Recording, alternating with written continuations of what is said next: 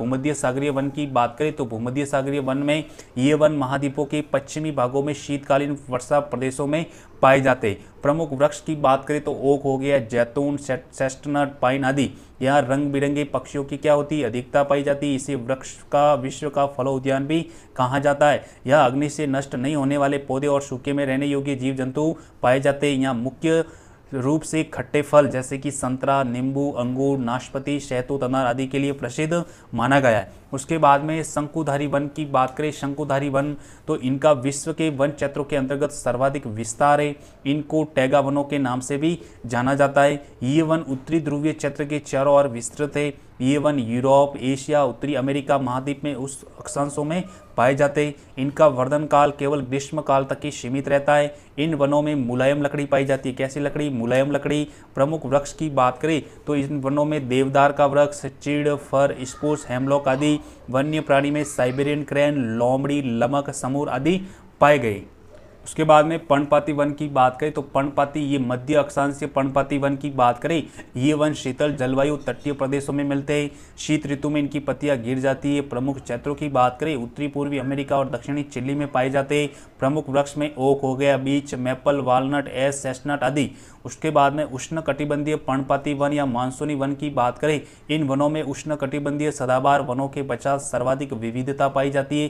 प्रमुख स्थल उत्तरी ऑस्ट्रेलिया, मध्य अमेरिका, ब्राजील, एशिया के मानसूनी प्रदेश। प्रमुख वृक्ष में साल, सागवान, शीशम, बांस।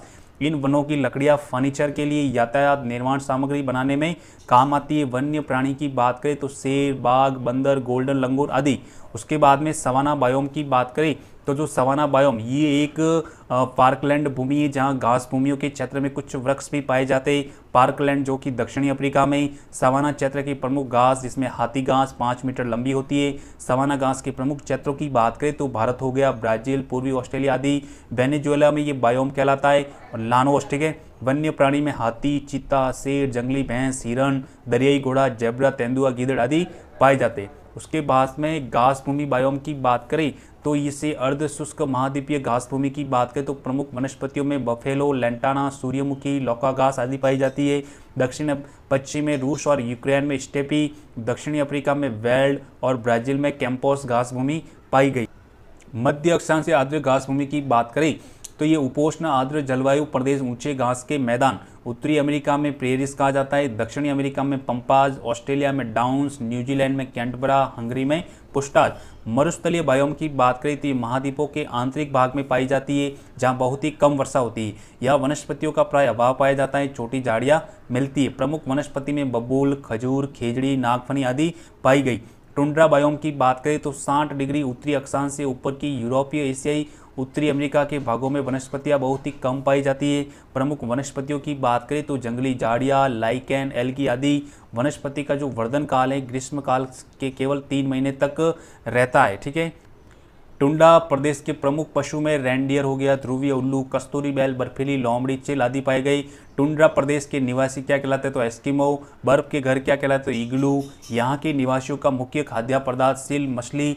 जानवरों के शरीर पर मोटी चमड़ी पाई जाती है जिन्हें सर्दी से बचाती है। प्रमुख तथ्यों की बात करें तो सबसे पहले ब्राजील में घास स्थल, उष्ण कटिबंधीय घास स्थलों की बात करें तो ब्राजील में कंपोस, वेनेजुएला में लानोस, पूर्वी अफ्रीका में सवाना। शीतोष्ण कटिबंधीय घास स्थल की बात करें तो ऑस्ट्रेलिया में डाउन्स, मध्य एशिया में स्टेफी, दक्षिणी अफ्रीका में वेल्ड, उत्तरी अमेरिका में प्रेरीज और अर्जेंटीना में पंपास।